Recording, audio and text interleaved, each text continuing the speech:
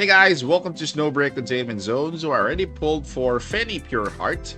I'm gonna give you guys my honest opinion on her, on if she is worth pulling aside from the overall package that is right in front of you. So let's start off with her skills, and we have Slam of Ignition. This is her standard skill, damage in a dash. So Fenny dashes towards the target and attacks by slamming a heart burst ball, dealing AoE thermal damage up to 3 in range. So this skill, the start of the standard skill, really covers a lot of ground. It really covers literally a lot of ground. So if you're what do you call this? If your enemy is moving around, therefore she easily tracks that enemy. She also gains 100 stamina and replenishes 100% of magazine ammo after the initial attack. She leaps backward into the air and enters in aerial purity state. So these two states that we're going to be talking about are very different depending on your use. So while Fenny is using a standard skill or in aerial purity state, increases her anti-interruption ability, while in aerial purity state, she can perform aerial shot and aerial spike. Dealing damage to targets doesn't count as a standard skill use. So for the aerial shot, while in aerial purity state, Fenny's shots gain an element aptitude that adds thermal damage for each shot. Fenny gains 10 purity power at 100 purity power. Her next shot will be enhanced to a passion spark shot, which consumes her entire magazine, including any special clip, to deal thermal damage to the target, after which she gains 1 stack of passion propulsion.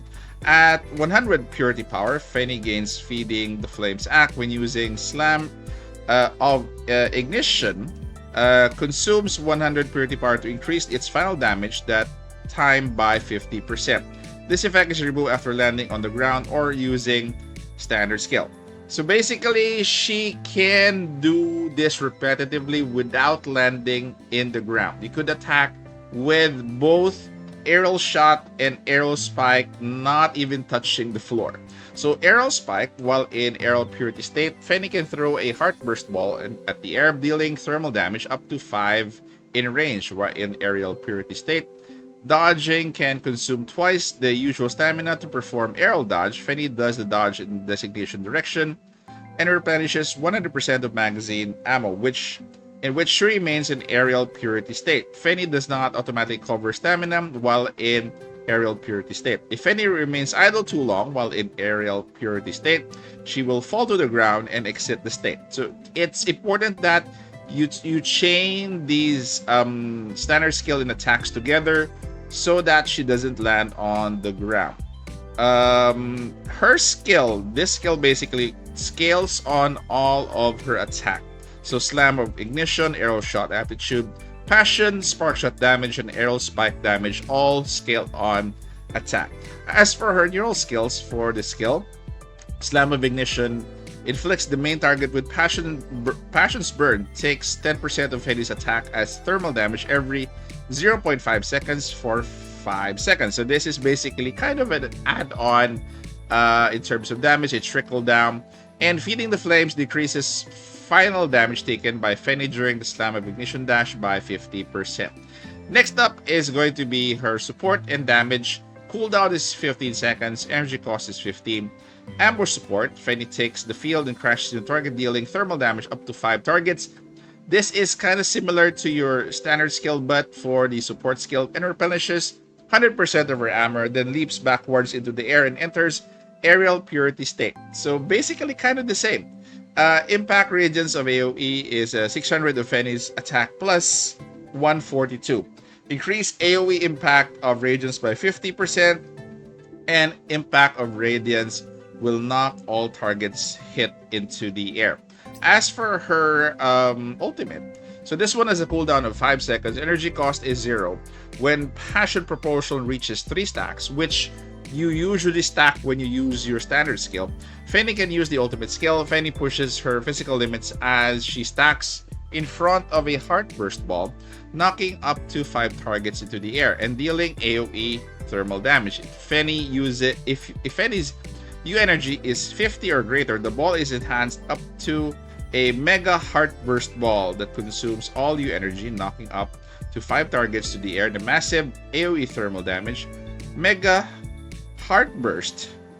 Mega Heartburst Ball damage scales according to the amount of U energy consumed. So, there's an add-on bonus to the damage of the ultimate skill if you are 50 U energy or greater.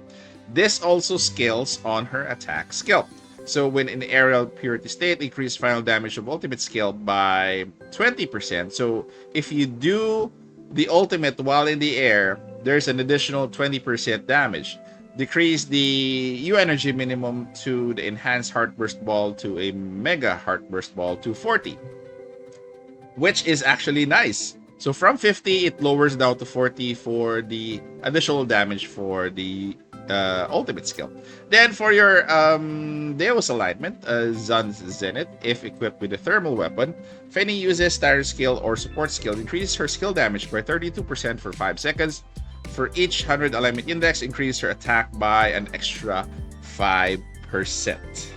So for her logistics, we have Sprout Logistics. This one, the first 2 officers gives her decreased thermal damage of 24%. Plus, if there are 3 officers, if equipped by Fenny Pureheart while in aerial purity state, increase attack by 25%. Each arrow shot can increase slam of ignition by 8% for 3 seconds up to 10 stacks. 10 stacks. That's roughly what? 80%? For each standard skill increase, increase the next ultimate skill damage by 15 up to 3 stacks, which is 45%. Using standard skill increase aerial spike damage by 45% for 5 seconds. Then for a manifestation, let's go through the rest. At M1, after slam of ignition or impact radiance hits a target, increases skill damage taken by the target from Fenny by 18%. So this one is going to affect her, if I believe, her standard skill, this passive skill. For her M2, arrow shot hit decreases the target's defense by 5 for 3 seconds up to 4 stacks, which is a maximum of 20%, which is crazy. Then for M3, if equipped with a thermal weapon, increases final damage dealt by Fenny to targets inflicted with Passion's Burn by 10%. At M4, these are just additional damage, which affects your Slam of Ignition, Arrow Shot, Passion Spark Shot, Passion Spark damage, and Aerial Spike damage. And for your M5, while in Aerial Purity state, increase attack by 20%. So again, most of our kit is more on our manifestation is more geared towards additional damage, damage multipliers. So currently I have her signature weapon, which gives her a damage increase in thermal by 18%. This is just one copy at tier 1. And the 2 other buffs, it's going to be a skill damage by 36% and another skill damage by 6% up to 3 stacks, which is another 18%. If you check out her free weapon, which is a purple variant, it only increases your attack by, I haven't scaled this is just at level 1.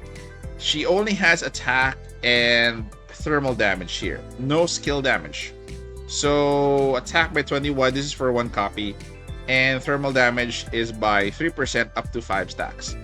Again, as always, as a practice, the signature weapon will definitely deal more damage or help her deal more damage because it has more buffs. So let's check out the skill rotation. Plus, I have a surprise for you guys in terms of Fenny. So, standard skill, shooting. As she expands, standard skill, shooting again. As she triggers, shooting again. When the middle lights up all 3 lines, then you go for the ultimate skill. That is how you spam it, unless if you want to save up more ultimate skill, you could just go with a lot of standard skill, or you could probably bring Tess into the party just for additional damage. But again, her standard skill and shooting is going to be her bread and butter because it's going to be triggering her ultimate. Without that, you cannot really trigger her ultimate. So even with additional layers for this mech, she can ignore those layers and just go and deal direct damage. There you go. So for Fenny, again, the new variant is actually cool. She might even replace Tempest, Enya Tempest, for Queen of Skill DPS, to be honest. So my final thoughts for Fenny Pureheart. Again, the ability to narrow the gap in terms of enemies that are mobile is going to be important for her kit because she does have that dash ability. And if you have an opponent that moves around, it is not going to be difficult for her. Number two, when she does her combo for her standard skill, when she's in the air, basically you are set. You are set. You just have to do the standard skill, do the 3 lines within the circle in the middle, then you do the ultimate skill. Unless if you want to charge up an extra 40 ultimate skill to add a little bit of damage, you could probably use Tess the Magician for that. But again, her kit is very simple to use, very effective, and has a lot of damage. Right now, I've been testing both Enya Tempest and her, and she slightly is going to be higher in terms of DPS. Right now, I have her at M0, and she still has to be built. Guys, please get her. She is a must pull. Probably the most OP skill damage dealer that we have right now. And again, I need your thoughts in the comment section. What do you think? Have you pulled for her? And again, share your thoughts. Take care. Stay safe, guys. This is the Warden, and I'm out of here.